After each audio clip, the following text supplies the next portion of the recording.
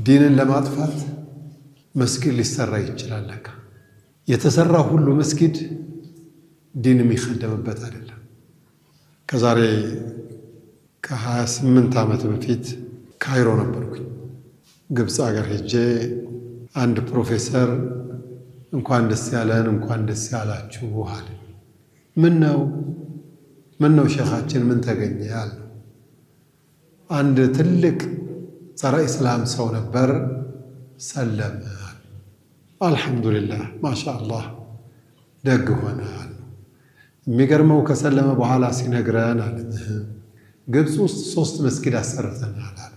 3 መስጊድ ሰርተዋል። ከሌላ ሀገር መጡ። ለምንድን ነው ያሰራችሁት ብለን ስንጠይቀው ወተፍሪቀን በይነ المؤمنين ሙእሚኖችን መሰንጠቅ እንፈልጋለን አለ።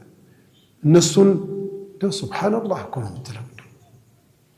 በመስጊድ እምቢ ካለ አካሉ አልሰነጠቅ ካለ ሐሳቡ አልሰነጠቅ ካለ ሐሳቡ እይታው የሚሰነጠቅበትን መንገድ ጸረ እስላም ኃይሎች ይፈልጋሉ።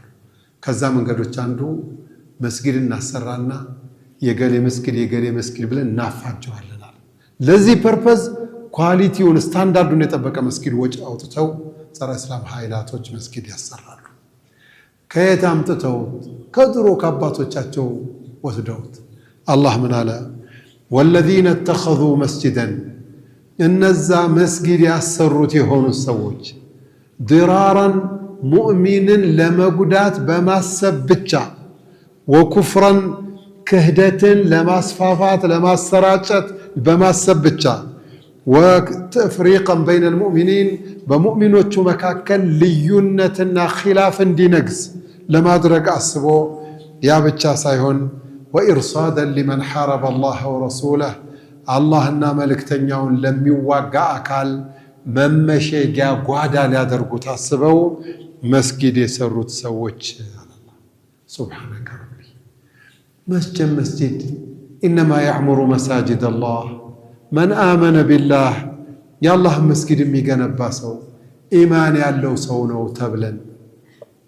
አሁን መስጊድ የሚሰራ ሰው የአላህና የነቢ ጥላት ሊሆን ይችላል ብሎ እንኳን የኔ ቢጤ ዋህ አይደለም አራዳ የሚባሉ ሰዎች ሁሉ መች ትዝ ይላቸዋል።